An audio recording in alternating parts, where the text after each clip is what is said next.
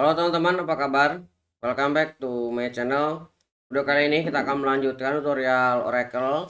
Untuk mulainya silakan teman-teman jalankan okornya dan buka Visual Studio Code-nya. Kita akan create new file seperti biasa ya. Nah, ini materi kita terkait dengan fungsi. Untuk fungsi ini merupakan bagian yang cukup penting di Oracle ya. Nah, pengertian fungsi di Oracle adalah jenis subprogram yang tersedia dalam bahasa PL/SQL atau database Oracle yang selalu mengembalikan nilai. Ini yang harus teman-teman guys bawahi ya. Jadi sebuah fungsi akan selalu mengembalikan nilai. Nah, saya sudah coba rangkumkan perbedaan antara fungsi dan prosedur di Oracle. Nah, fungsi itu harus mengembalikan nilai menggunakan pernyataan return. Sedangkan prosedur bisa mengembalikan satu atau lebih nilai melalui parameter out atau in out atau tidak mengembalikan sama sekali. Kemudian fungsi bisa dipanggil di dalam query SQL seperti select, insert, update, delete, merge, sedangkan prosedur tidak bisa. Fungsi biasanya digunakan untuk perhitungan, sedangkan prosedur biasanya digunakan untuk menjalankan logika bisnis. Fungsi bisa melakukan operasi DML atau Data Manipulation Language ya, tetapi hanya jika mereka adalah transaksi otonom. Nah, prosedur ini bisa melakukan operasi DML tanpa batasan seperti fungsi.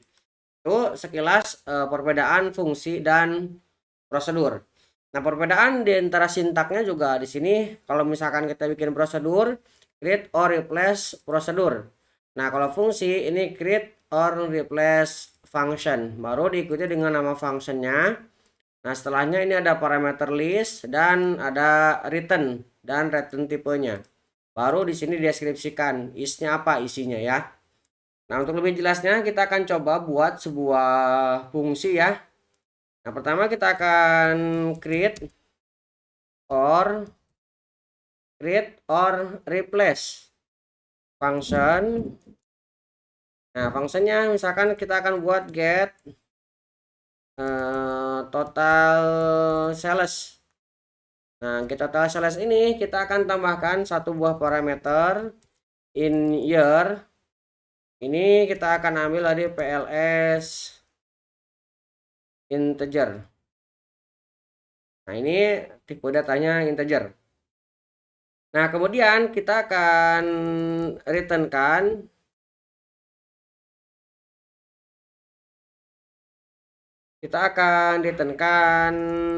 number ya.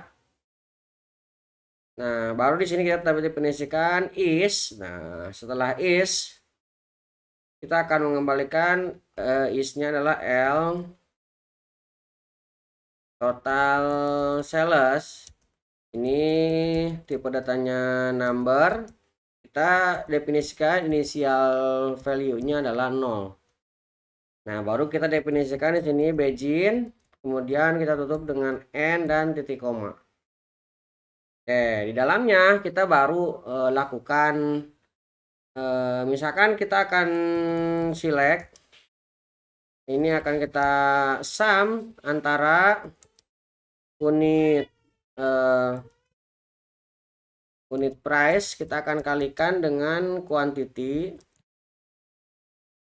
Nah, ini kita akan masukkan ke dalam L total sales. Nah, ini kita akan ambil dari order item, order items. Nah, ini ya order item. Kemudian order item ini kita akan inner joinkan dengan orders. Nah, kita akan joinkan menggunakan using ya, using order ID. Kita tambahkan di sini where. Nah, where-nya kita akan mengambil yang statusnya adalah shipped. Nah, kemudian kita akan group by, kita akan extract Nah, yang mau kita ekstrak adalah tahun dari order date. Nah, kemudian kita akan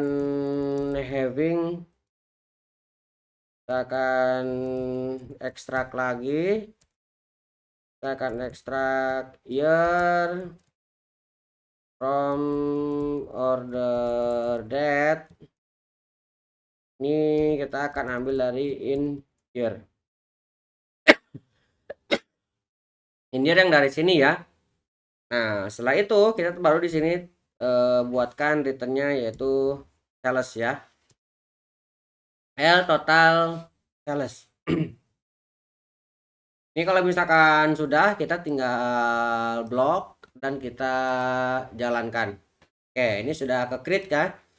Nah, karena ini sudah ke create sebuah function, maka kita bisa melakukan manipulasi dengan menggunakan function. Kita misalkan saya mau declare sebuah L sales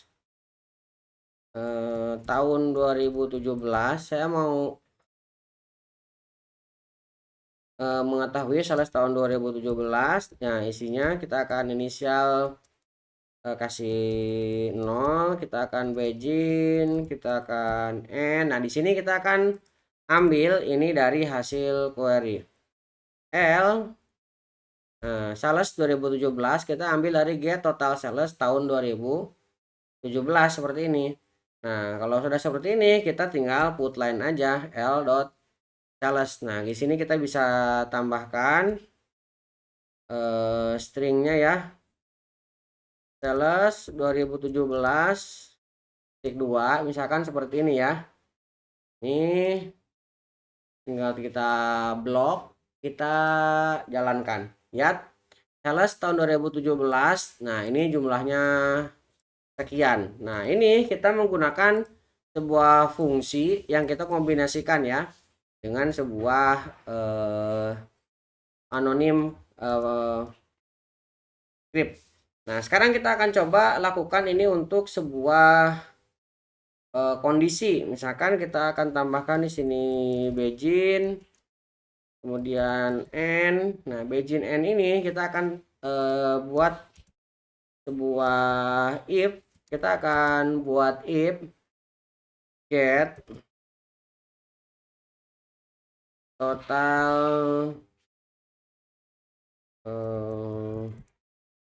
sales 2017. Kita akan ambil, kalau misalkan 2017 ini lebih besar 1 juta misalkan ya, 1, 2, 3. Kemudian kita akan end if. Nah, ini kita titik koma. Nah, di dalamnya kita akan lakukan cetak dbms output line. Kita mau buat string aja ya, tanpa ada angkanya. Kita tambahkan di sini string sales 2017 is above target misalkan ya. Saya tinggal blok, kita coba jalankan. Nah, lihat, sales 2017 is above target. Nah, ini bisa ya kita memasukkan ke dalam sebuah kondisi. Nah, kita juga bisa mengkombinasikan dengan sebuah query select. Misalkan ini saya select get total from dual, seperti ini bisa. Ini kalau misalkan kita jalankan, nah kita juga mendapatkan datanya ya, 14 ini sama dengan yang atas ini. Tapi ini kita mengkombinasikan dengan perintah select. Nah, itu untuk proses get dari sebuah fungsi ya. Nah, setelah kita membuatnya, kita juga bisa melakukan drop. Kita bisa drop function drop ini untuk menghapus ya. Nah, tinggal kita panggil functionnya tanpa parameter seperti ini. Ini kalau misalkan kita mau menghapusnya. Nah, ini drop sudah berhasil. Ya, untuk materi kali ini itu ya. Jadi kita sudah mempelajari terkait dengan fungsi. Fungsi adalah subprogram yang tersedia dalam bahasa PLSQL yang selalu mengembalikan nilai. Perbedaannya dengan prosedur tadi sudah kita jelaskan. Cara membuatnya kita sudah berikan contohnya. Kemudian kita juga sudah coba terapkan fungsi itu ke dalam beberapa model pemanggilan ya. Dengan seperti ini ataupun dengan kombinasi dengan query sudah berhasil kita lakukan. Nah, dan bisa untuk teman-teman, buat teman-teman yang belum subscribe, jangan lupa subscribe dan nyalakan tombol loncengnya. Sampai ketemu di video selanjutnya.